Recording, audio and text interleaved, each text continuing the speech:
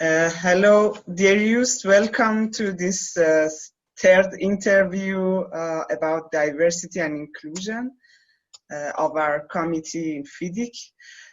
Could you please, first of all, briefly introduce yourself and tell us where you live, what you do, and what is your family situation? Yeah, sure. Thank you, Mandana. It's great to see you again, and I'm very happy to talk about it. So I live in the Netherlands, and my name is Joost Merema. I am a co-owner of a project management consultancy company based in the Netherlands, and we deliver project management services for both contractors and employers. Most of the time, my task is to be a project manager for public contracting authorities like cities or national ministries, doing large infrastructural projects. For example, at the moment, I am preparing a large bridge reconstruction project for the old bridges of the city of Amsterdam, which is very challenging, of course, in that old, busy city. My background is that I started as an engineer, a civil engineer, and after that I did my studies for law. So I became a lawyer. And specialized in construction, contract law, and public procurement law. So that's what I did, and based on that, I'm always busy with contracting and project management and team effectiveness. Of course, I live in Amersfoort in the Netherlands. I'm married to Sabina, and we have two daughters, Sophia and Elisabeth. Nice to hear that. And could you please tell me if you have experienced any bias in your life, in your career during all these years? Any diversity issues? Yeah, I think I did, but not on a radical or really harsh way. And that's because I've seen a lot of people are always very focused on differences between people. And yeah, I know there are places in the world where those differences are really large and sometimes very violent and aggressive. But what I experienced myself is that we, as people, sadly have a lot of thoughts about other people, assumptions that we make, and we see it on a daily basis also in demand forms. You know, are you coming from the city? Oh, you're supposed to be, etc., etc. Oh, are you coming from the rural areas of our country? Oh, you're probably this. Are you an engineer? Oh, you always want to fix things and stuff like that. So.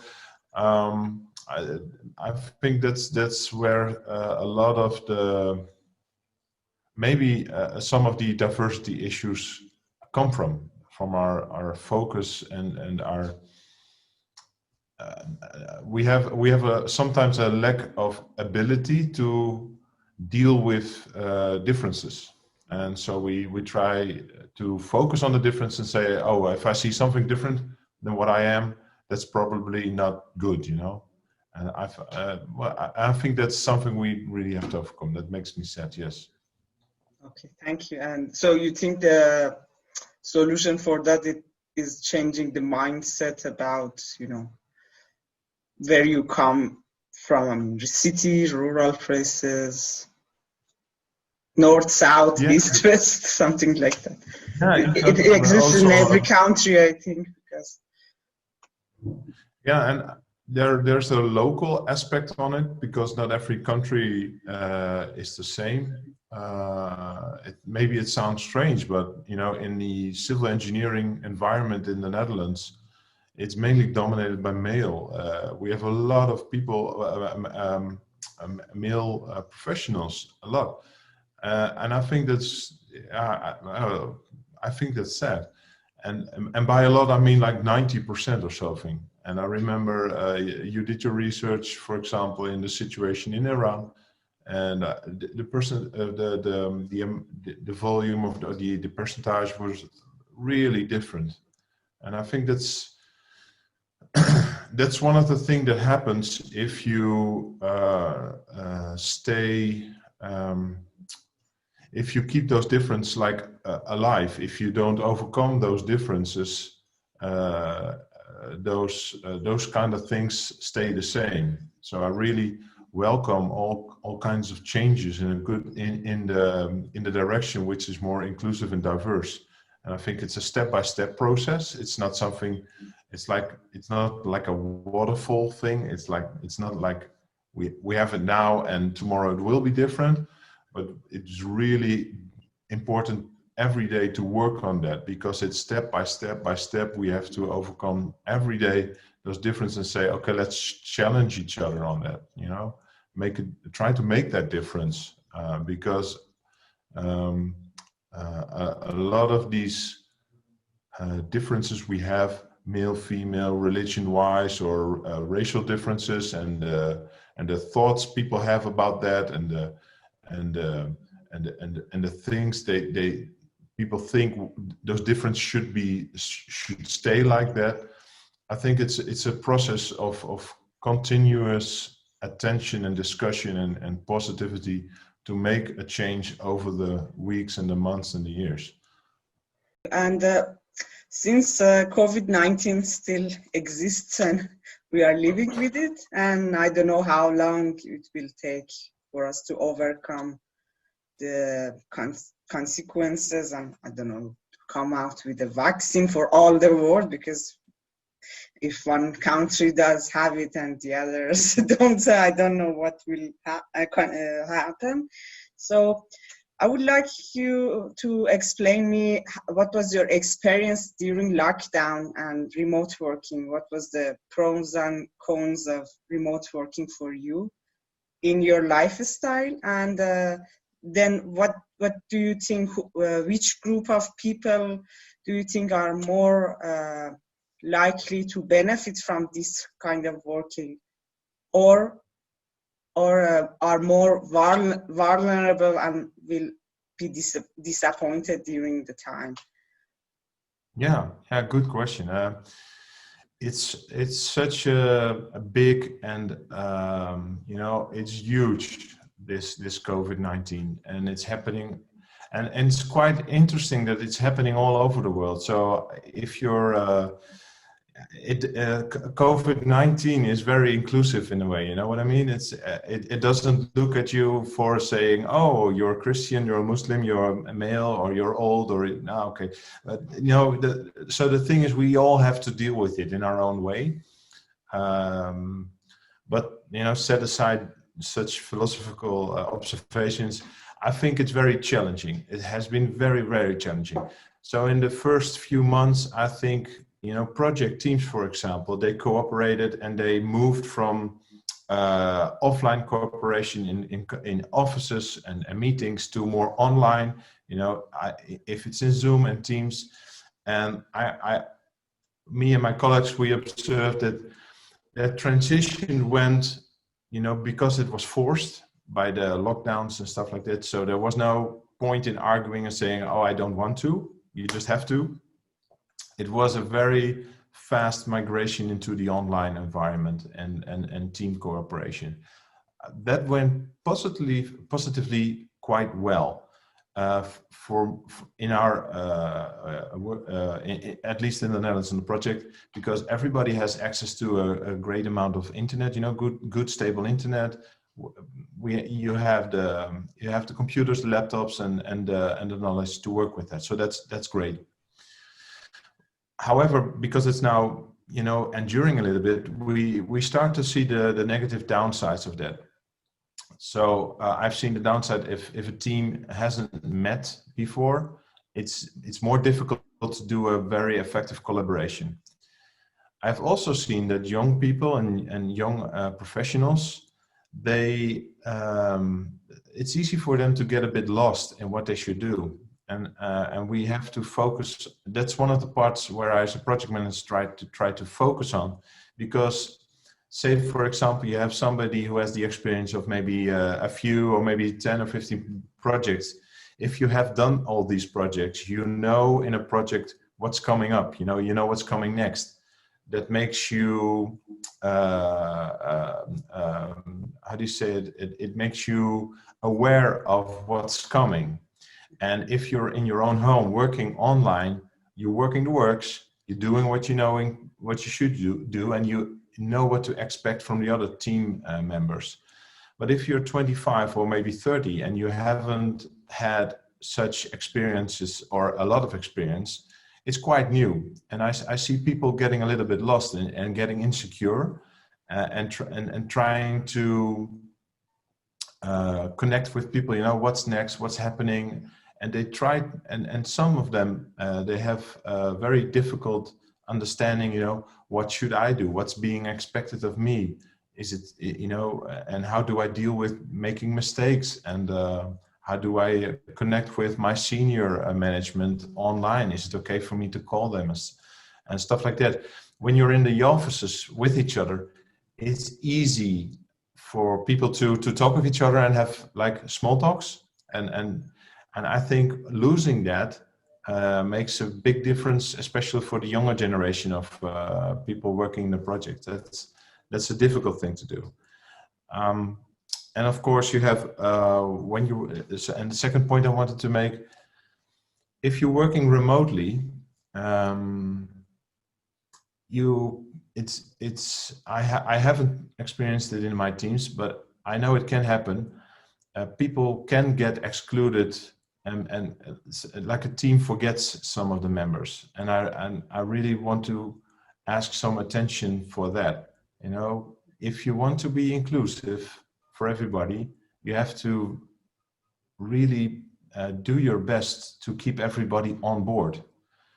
Of course, on board means that that for them it's possible to even come to the meetings, that they have their computers, that they have their internet connection and stuff like that, but also receiving the invitations. It's basic stuff like that, why people sometimes get excluded. And if they're in the meeting, I really think it's important that you should be really trying to, ask everybody for their opinion, because for a lot of people, it's very difficult to, share their point of view. And it's even more difficult for them online sometimes. So that's a big challenge. So those are the kinds of things I see in this COVID period of time. Yeah. I remember that in our previous chat, you said something about commitment to projects when you are working remotely. How does it affect this thing, the commitment? If you are not in one building, I mean. I think that has something to do with the obligation you have to keep everybody on board and really work on your open communication.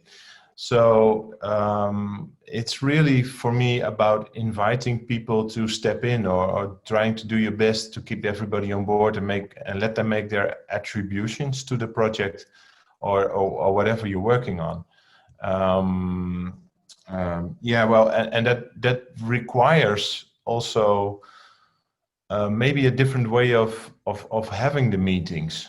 So, for example, if you're senior management and you're having your online meeting and just putting out there your own ideas, it's very easy for people to say, "Yeah, great idea, very good." And then they log off of the meeting and they say, "No, it's not mine." So if you really want to work on the commitment, it's for senior management, I think it's very important to ask the open questions, what kind of optimizations would you suggest, or what are your ideas? Are you seeing any risks involved that we may have not noticed, to really engage an open communication and invite people to step in and to share their thoughts. I think it's very important in an offline setting, but in an online setting with the COVID-19 happening, it's even more it's a really must-have. It's not a nice to have anymore, to have open communications like that. It's And do you think this flexibility of remote working could be also a good thing in future for some people, you know, disabled or mothers with small children, or I don't know, people with some problems? I think it has everything in life has an upside and a downside. I think what you mentioned is really an upside of working when everybody is working remotely, and you are maybe you're disabled, you're not able to visit the office or whatever. I think if everybody is online, then you're not the weird one, you know, being offsite and online, because you're all in that together. So I think I think that should help. That should help. And in future, do you think this remote working, I mean, for engineering industry, is a temporary shift, or it will influence the way of working? No, I think definitely a permanent shift. I think what we did before COVID is that we discussed it if we wanted to do a meeting online. So the default setting was having a meeting, you know, in the office offline. And after COVID, I think it will change. I think the default setting will meet online, unless there's a specific need or a specific reason we want to meet offline. And I think it's very important also that we will learn to discuss that with each other. So it's always a good thing if you're having a meeting that you talk about the desired outcome of a meeting, you know, begin with the end in mind, stuff like that. I think it should also work if you, when the default is we work online, then when you go offline, it's a conscious decision, and it has a goal, and you discuss it with each other. For example, we want to meet offline because we also want to work on the team building, you know, and get to know each other. So I foresee still a future where we do offline meetings, but you know, if I would put it in percentage, I think with 60-70% of the meetings that went offline will go to online, because it works. You know, you can have fun meetings, you can have tough meetings, you can have difficult meetings, and have you know, how you call it, you can have very well contract conflicts online. You know, that's really doable. So there's no need to do it offline, unless I think we will learn to discuss that with each other more. Okay. And do you think that implementing this remote working is more easier for medium and small size companies, or large companies, or public, I don't know, public companies? Yeah, well, of course it will change. But what I've also seen is that small and medium-sized companies are more agile, you know, to adopt new software, new techniques. The larger companies are still struggling, you know. Oh, we cannot have Zoom meetings because they're unsafe, and oh, we have an old version of Skype running. With small and medium-sized companies, my experience, you know, they had it running 2 days later after the lockdown, and just, you know, they just went for it. I'm not saying that the big companies were slow or something. It's probably has something to do with the, you know, the scale of an organization and the way you want to implement it for everybody. It takes time, I know that.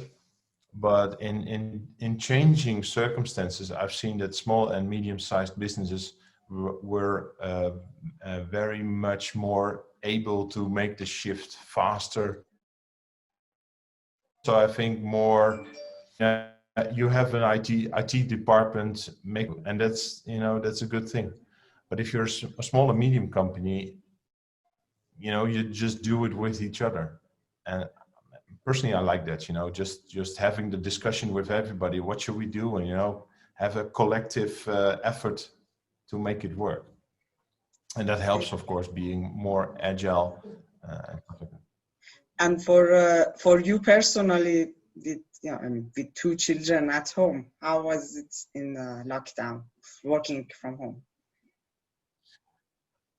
Yeah, well, it's especially with the kids at home, you know, I won't lie, it's been challenging, and both my wife and I were working, and you know, we had to take care of the children both at the same time.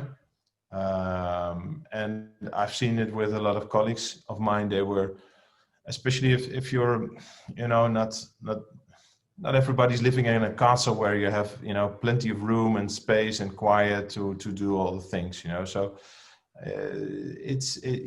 if you're in a close if you're close to each other and one has a meeting and one has to do, you know, really hard work, and the children have to be homeschooled, it's very challenging. So talking about, you know, working from home, I think it's important that, you know, men and women and fathers and mothers are equal in the task, you know, just cooperation together. If it's possible and everybody's healthy, you know, I've seen colleagues with small children and some with older children. The challenges are different, of course, you know, and taking care of them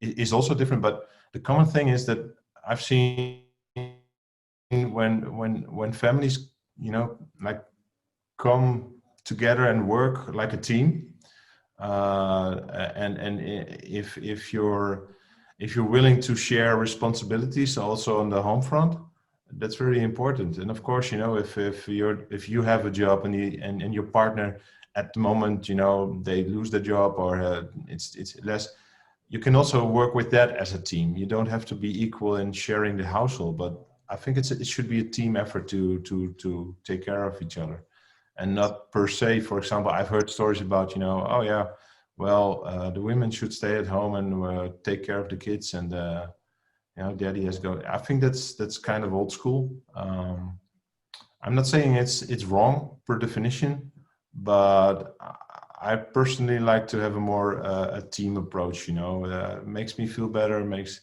everybody more happier. So could there be a solution for a probable next lockdown for families with children? Do you think of something that could help them? Yeah, I hope so. You know, I hope so, because if you're in a country or an environment where everybody is expecting the mothers to take care of the children, you know, it's not possible for them to do a lot of work then. You know, it's you know, homeschooling, taking care of everybody. It's a tough one. It's a really tough one. And I think what we shouldn't do is saying, yes, you should take care of the kids and take care of the household and be a really good worker in the professional environment. That's giving people 3 jobs at once. We should not do that. And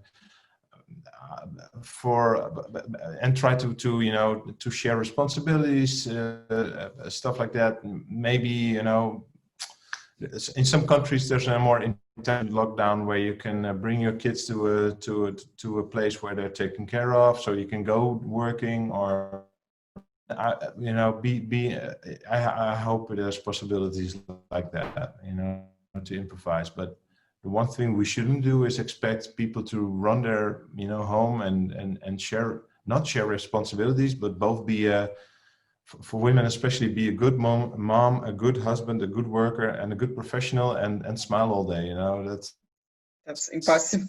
No, we shouldn't. No, that's not. It's really impossible, and but it's also a bit inhumane, I think. You know, that's, if you're loving and caring, that's not the way to go. So.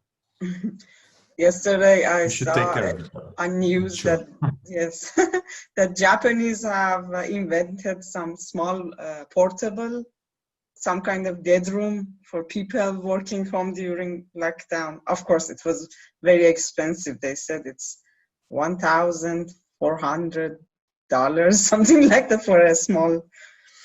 But anyway, it seems they're taking some actions for future. And then for the last question, could you, if you like to add something to what you said, we would be happy to hear it. Yeah, I think we have a great opportunity to do like a rebalance of work in private and offline and online. So what we're now going through is a harsh time, of course, and economy is hit. On the other hand, we have big challenges, climate change, the energy transition, growing population. So from an engineering perspective, there's a lot of things going on, and a lot of things that are we need in our infrastructure and buildings and stuff like that. So there's a lot of work. And I think is an essential step we have to take is to try to maximize up the efficiency of how we work. And I think working online, offline, and combining those meetings and having more open communication is key to deliver all those. To deliver on the expectations of our society, our changing society. And COVID should be like a catalyst, it should not be a brake. It should be like a throttle, to speed things up.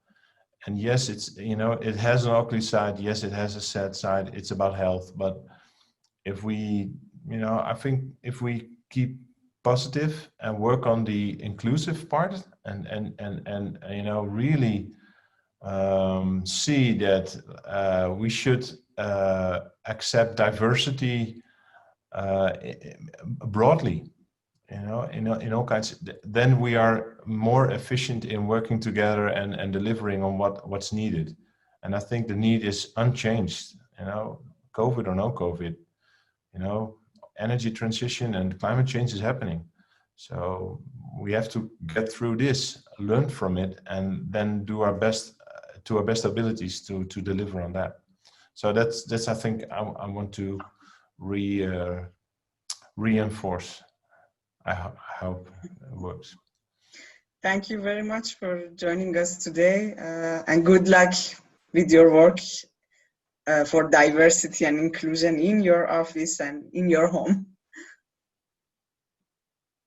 Thank you very much, Mandana, and thank you for taking the time, and stay healthy, of course. Thank you, you too. Bye.